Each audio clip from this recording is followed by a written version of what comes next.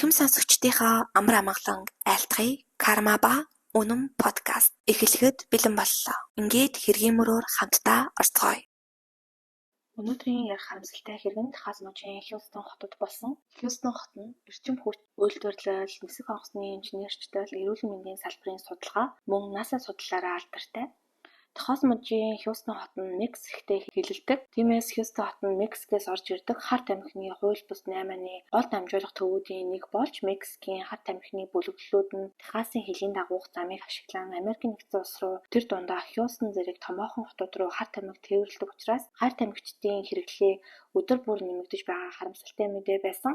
2021 онд тус хотод бараг 500 тавсан хүн амны хэрэг гарсан нь 2019 оноос хойш 2 жилийн дотор бараг 2 дахин өссөн гэж хэлж болно. 2020 оны 11 сарын 28-ны өглөө хотын захад зам дагуу цогцос олон тухай харамсалтай мэдээ цагдаа нарт ирдэг. Цагдаа нар хэргийн газар очиход аимшигтай байдал бол тэднийг өгсөн. Зам дагуурхсан буруусны дороос хүний хөлдсөн хөл шиг хэлбэртэй зүйл цухаж харагдсан. Мөрдөгчид цогцыг нааш татаж гаргахад энэ нь 20 орчим насны залуу эмэгтэйн цогцос байсан бөгөөд ямар ч хувцсгүй чармаа нүцгэн биеийн дээр нь зодуулсан шарх сорив хөл түргэх ил харагдах ус ямар ч гэмтэл байгаагүй. Цогцын байдлаас үзэхэд түүнийг өмнөх өдөр нь хайсан байх магадaltaй гэж шүүх шинжилгээний урьдчилсан багийнхан бол тийж таамагласан. Тэгвэл энэ залуухан эмэгтэй хэн байсан бэ? Яагаад нүцгэн байсан? Өвлийн шалтгаан нь юу байсан бэ гэсэн асуултууд бол эрх баригчдын анхаарлыг шууд татсан. Цогцыг тэр өдөр нь Harris County-гийн шүүх эмнэлэгт хүргэж хэн болохыг тогтооход тийм ч цаа бол шаардагдаагүй. Учир нь 2 хоногийн өмнө нэгэн залуу эмэгтэйн сураггүй алга болсон тухай мэдээлэл эрх баригчдад бүртгэгдсэн байсан бөгөөд олдсон цогцон алга болсон эмэгтэйн кейстэй бол тодорхойлолттой яг таарчсан.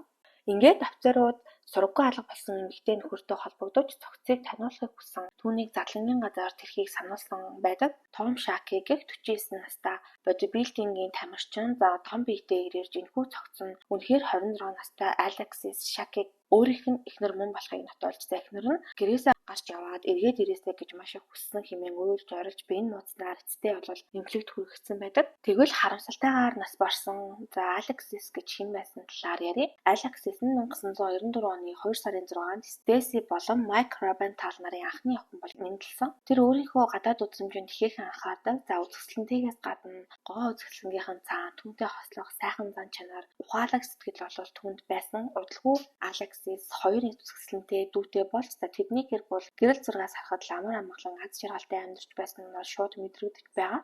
Алексис Янгвиллийн ахлах сургуульд сурч 2012 онд төгсөөд Бургийн их сургуульд элсэн орсон.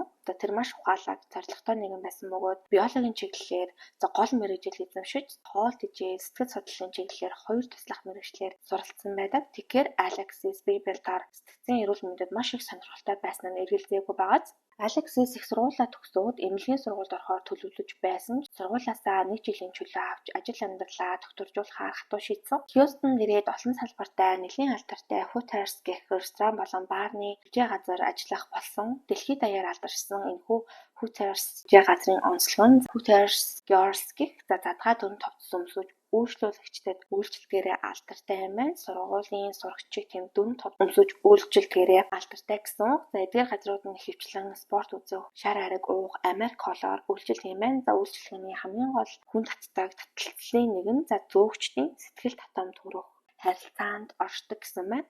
Алексис гоо үзэсгэлэнгээрээ тэрээр үйлчлүүлэгчдийнхээ анхаарлыг их татгаж тэднээс нэлээд их хэмжээний мөнгөн урамшуулалт тэв авдаг байсан нь түүнийг ажилгүй байсан ч тансаг амьдрах боломжийг нээж өгсөн. Алексис өөрийнхөө болон амьдралынхаа тухай бүх зүйлийг Facebook, Instagram-даа хостуулж нийтэлдэг нэгэн байсан. Алексис Instagram-даа 78 мянга гаруй дагагчтай бол Facebook-тэй 30 мянга гаруй дагагчтай юм байна. Хөвчлэн тэр найз охидтойгоо аясан, өдрийн хоолнд орсон зургууд, төрөл бүрийн загварын хувцас өмсөн олон гаруй гоо сайхны зургуудыг шоу цэнгийн аялал зугаалга гэдэл өөрийнхөө сайн сайхан бүхнээ сошиалд дэлгэдэг байсан. За Алексис болон Том Шаки нар бол Instagram-аар дамжуулан танилцсан. Том 49 настай бодибилдингийн тамирчин бөгөөд Алексийн ажилдаг сүлжээ ресторан, бараар байнга үйлчлүүлдэг Alexis-аас за 20 насаар ах үе мултарсан нэгэн. За Том Флорида мужийн Порт Майерс хотод төрсөн бөгөөд гэрээрээ сургууль суралцсан. За ямар нэгэн боловсролгүй мэрэгжилгүй нэгэн. За Томын хамгийн чаддаг зүйл нь эмэгтэйчүүдтэй маш сайн харилцаа үүсгэж сурсан нэгэн. За тэрээр олон ч бүсгүйчүүдтэй уулзаж хэдэн жилийн турш арай удаан харилцаад байсан нэг эмэгтэйгээсээ охинтой болсон. Охиныхоо хувьд хамгийн сайн аав охиныхоо ээжээс харилцаагаа дуусгах болгосныхоо дараа охиноо өөрийнхөө нэр дээр авсан. За охиныхоо төлөө бол юу ч ихээс боцдоггүй. Alexis-ийн хэрэг гарахад бол охин нь аль хэдийн насанд хүрсэн байсан. Охиныхоо ээжээс салсан ч түүнийг ол сэтгэл санаа болон санхүүгийн хувьд бол бүрэн дэмждэг нэгэн байсан. За тэрээр Томын ард гэр бол маш баян. Тийм учраас Том газрын тасны салбарт зөвлөхөр ажилд орсон. За энэхүү өндөр цалинтай ажил нь түүнийг дэлхийгээр аялах төдийгүй гэр бүлээ халамжлах боломжийг бол бас бүрэн олгодог байсан. Магадгүй энэ мөнгөтэй санхүүгийн эрхчлөлөнд хүрсэн байдал нь бол Alexis-ийг Томд татагдах олон шалтгааны нэг байсан нь бол гарцаагүй. Яг тэгвэл Alexis үргэлж аялах тавтай чөлөөтэй санхүүгийн эрхчлөлөнд хүрч хүснээрээ хөдлөх боломжтой ажил олохыг эсвэл тийм үдээс сухыг бол удаан хугацаанд турш мөрөөдөж ирсэн. За түүнийхээ төлөө бол бас зорилготой амьдарч ирсэн гэж хэлэх болно. Том хэдий Alexis-аас 20 насаар ах байсан ч сэтгэл татам сайхан бие хаатай амьдралын хэм маяг төвтэй тухайн хотынхоо хүмүүсийн дунд нэлээд алдартай бас Instagram-даа нэлээд олон дагагчтай нэгэн байсан. За тэд бол баарын танилцсны дараа Том Alexis руу DM бичиж фитнесийн талаар зөвлөгөө авах хүсэлтэй байгаа тухайгаа илгээсэн. Alexis бол хоолт хичээлийн мэргэжилтэн харин Том бодибилдингийн тамирчин тул тэдэнд холбоо тогтоох боломжууд их байсан. Зөвлөгөөн за магтаал болон хувирч магтаал нь эцэстээ татамсал болсноор тэдний хооронд бол хайрын харилцаа үүссэн. Ингэж явсаар 2019 оны 12 дугаар сард тэд гэрэлсэн. Энэ хугацаанд Том Alexis хоёр нийгмийн сүлжээнд идэвхтэй болсон.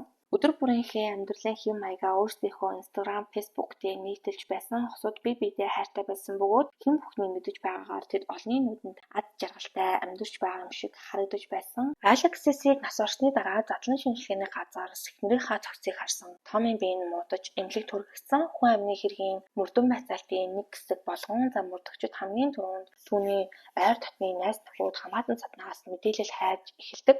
Түүний нөхөр Том Шакигаас эмнэлгээс гарсны дараа хамгийн түрүүнд байцаалт авсан бол гайхах зүйл байхгүй. Мэдээж Том эхнэрээ амьд байхад нь хамгийн сүүлд харсан хүн нь түүнээс гадна нэхэвчлэн хүн амны хэргийн мөрдөн байцаалтанд хамгийн нөлөөтэй хүмүүс хамгийн их сэжигтэй хүмүүс бол хохирогчдын эхнэр эсвэл нөхөр нь байдгийг та нар маань одоо бараг мэддэг болсон байх. За мөрдөгчүүд, эрх баригчид Томаас юу болсон тухай яг хизээ эхнэрээ хамгийн сүүлд харсан гэх асуултуудыг ээлжлэн асууж байцааж эхэлсэн. Том хэлэхдээ Alexis саяхан Мексикийн за Тулум гэх газар найзуудтайгаа амархаар явсан. Талархлын баярын өмнөхөн буюу 11 сарын 26-нд дээрч талархлын баярын үеийг тохиолдуулан оройн романтик хоол идэхээр бэлтцгээсэн. За хосын төлөвлөснүүдэд бол хамтдаа хөвгөлтэй байж оройг сайхан өнгөрүүлж унтцаасан. Харин маргааш нь буюу 11-р сарын 27-ны өглөө гинэтхэн Alexis-ийн зан ааш өөрчлөгдөж өдөржингөө шалтгаангүй арх ууж хэрүүлэгдэж эхэлсэн байгаа. Alexis-ийн хувьд ийм байдал гаргах нь тохирохгүй байснаас гадна Томд ямар ч хэрүүлэхийг хүсэл байгаагүй учраас Alexis-ийг бол тайвшруулахыг хичээж байсан тухайгаа мөн хэлсэн. За Том түүнийг яагаад өдөржин арх ууж хэрүүлэгдэж байсныг ойлгоогүй гэдгийг хүлээн зөвшөөрсөн бөгөөд за хизээч их нартайгээ хүчтэй дуу унг айсаар маргалдаж байгаагүй гэдгээ дахин эрх баригчдад хэлж за өөрийгөө өмөрч байсан нь бол мөрдөгчдөд за нэгдүгээр гол сэжигтэй санагдсан зүйл нь за мөн Alexis согтуугаар машин жолоодохыг оролцсон бөгөөд Том түүнийг зогсоох гэж оролцсон ч харамсалтай нь Alexis хөл нүцгэн гэрээсээ гарч яван машинаа жолоодоод гарсан байгаа. Үүнээс хойш эхнэрийгээ эрхийг хүлээгээд 24 цаг болсны дараа ирэхгүй болохоор эцэг эхт нь болон цагдаад хүн алга болсон тухай дуудлага өгсөн гэдгийг хэлсэн. За хангалттай нотлох баримт байхгүй учраас Томыг бол энэ удаа эрх баригчид мэдүүлгээ авчаад суллаад явуулсан байдаг. Түүний дараа мөрдөгчид ээж Стесигээс мэдүүлэг авахд ээж нь охин нь 3 хоногийн өмнө уцаар ярихдаа аз жаргалтай цоглог ярьсан гэдгийг хэлээд за мөн энэ хэрэг бол санаатай алга гэдгийг хүлээн зөвшөөрсөн. Томыг сэжиглэж байгаа гэдгийг бол хэлсэн байдаг юм байна. За энэ харамсалтай хэрэг дараа олон нийтийн сүлжээгээр түүний өвглийн талаар цацагдсан бөгөөд Томыг энэ тентхийн сэтгүүл мэдээний вебсайтууд бол ярилцлагандаа урьж оруулж эхэлсэн. Ярьслах өгтөө их баригчдад мэдүүлсэн мэдүүлэгтэйгээ яг адилханаар эхлээд ярьж эхнэрээ ингэн гэж тэгнэ гэж бодоогүй мэтээр ярьж байсан бол за сүүлдээ Томын яриа ярьслах бүр дээрээ баг багаар өөрчлөгдөж эхэлснийг за мөдөн байцаагчид бол маш сайн анзаарсан байгаа. Эхнэр нь хэдхэн хоногийн өмнө нас барчхаад байхад Том сүүлд өгсөн ярилцлагандаа Алексис баг зэрэг асуудалтай тэгсэн эмэгтэй гэж дүрсэлж хэлсэн нь бол за мөдөн байцаагчдын анхаарлыг бас маш ихээр татсан. Цаг хугацаа өнгөрөх тусам Томтой холбоотой с ิจ улам нэмэгдэж байсан. Ерөнхийдөө Алексисийн цогцыг оршуулах нь бол асуудалтай болсон. За Том түүний хамгийн ойрын хамаатан учраас түүнээс хамаарч тэр л шүүх задлангийн байгууллагаас гарган авч оршуулах эрх мэдэлтэй хамгийн ойрын хүн байсан учраас бүгд түүнийг хүлээж байсан. Хэдий эцэг гэх нь байсан ч иймэрхүү асуудал гэмт хэрэгтэн гэдэг нь бүрэн батлагдаагүй тохиолдолд нөхөр болон эхнэр нь цогцыг бүрэн зөөг хадгалах задлан шинжилгээнд оруулах оршуулах эрхтэй байдгийм байна. Тийм учраас Том хэнтэй ч холбогдохгүй цагдаа нартай хамтран ажиллахаас татгалзаж за цогцос хэний ч гарыг хүргэхгүй оршуулахгүй байгаа нь хөөрхий охины цогцыг оршуулах явц удаашаарч ойр дотны хүмүүст нь бол маш том сэтгэлийн дарамт болж исэн. Харин ээж нь энэ талаар говьдол гаргаж хэдэн өдөр хүүхдэлтний эцэст бол цогцын бүх эрх мэдлийг бол өөр дээрээ авч чадсан байдгийм байна. Томын мэдэлд байх хугацааны анхны шүүх шинжилгээний дүгнэлтээр өвлийн шалтгааныг хорцсон эсвэл харт амих хэтрүүлэн хэрэглэж амиа хорлсон гэсэн хэний ч үнэмшихээргүй дүгнэлт гарч ирсэн. Энэ бол түүний гэр бүл найз нөхөд үнэхээр үнэмшилгүй худлаа дүгнэлт гарсныг тэн хүнч хараад ойлгохоор байсан. Алексис аз жаргалтай амьдардаг бөгөөд ирээдүйдээ маш их найддаг. Амиа хорлох хэмжээний хүн биш гэдгийг бол бүгд баталж ийсэн. Ингээд ээж нөхнийхөө цогцыг таниулах задлах зөөх бүх эрхийг авснаар дахин шүүх шинжилгээнд хамруулахаар болсон. Алексисийн найзуудаас мэдүүлэг авах процессын үед за түүний хамгийн дотны нэгэн найз нь цагдаа нарт маш хэрэгтэй нэгэн мэдээллийг өгсөн нь за ерөөдөө Алексис Том хоёрын харилцаа сошиалд байдаг шигээ тэмч таатай байгаагүй. Яг үнэндээ нэлийн адармаатай харилцаанд аль хэдийн шилжиж гисэн байсан. Түүнээс гадна Алексис найзуудтайгаа Мексикт аялж байхдаа за Мексикийн барны DJ хэдийг нэгэн залуутай харилцаж мессежлсэн явдлыг Том мэдснээр Томын дарангуйлал хүчирхийлэл нэмэгдсэн. Хэдийгээр Алексис нөхөртөө үнэнч байхыг хичээсэн ч Томтой харилцаанд зүү насны дөрөв олон учраас ойлгохгүй асуудлууд их гарч ирснээр тухайн залуу татагдан баг багаар тасаж эхэлсэн. Том бол үнэндээ аимшигтай зан авиртай хүн байсан бөгөөд Алексийг бараг хоёр нуулахаар Том биедээ хүчтэй учраас түүнээс Алексис маш их айдаг талаараа мөн найзтай хэлсэн байсан. Мөн Алексис Томоос залхаар шийдсэн байсан бөгөөд аль хэдийн шүүгүүд хамтчихсангүй. Энэ явдлыг ганцхан энэ мэдүүлэг өгч байгаа найз нь мэддэг. Харин бусад бүх хүмүүс гэр бүлийнхнээсээ Алексис нууцаж бүх зүйл болж дуусныхан дараа хэлэхээр төлөвлөж байсан гэдэг.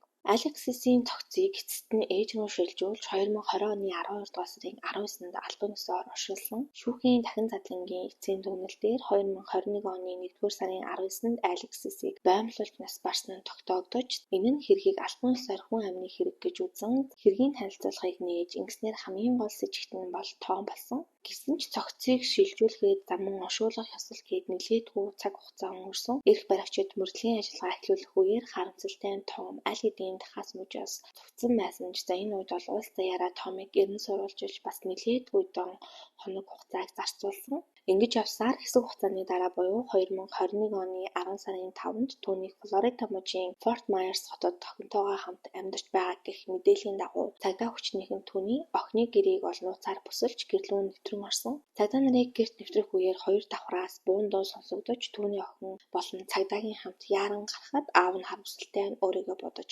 амиа хорлсон байдалтай байсан. Ингээд хохирогч болон хэрэгтэн хоёулаа нас барснаар энэ хэргийг яхаарахгүй хаасан байдгийм байна. Өвгөрөө ер нь Том эхнэрээ хөнөөж өөрөө шоронд орох хүсэлгүй байсан учраас өөрийнхөө амийг хороосон болох нь батлагдаж байгаа. Ингэснээр өнөөдрийн хэргийн гол хохирогч болох Алексис Шакигийн хэрэг эцэслэгдсэн байна. Та нар маань энэ хэргийн талаар юу гэж бодож байгаа санал сэтгэлээ комент хэсэгт үлдээгээрэй. Мөн лайка дараад subscribe хийгээд намайг дэмжээрэй. Ингээд дараагийн дугаартаа уулзтлаа. Түр баяртай.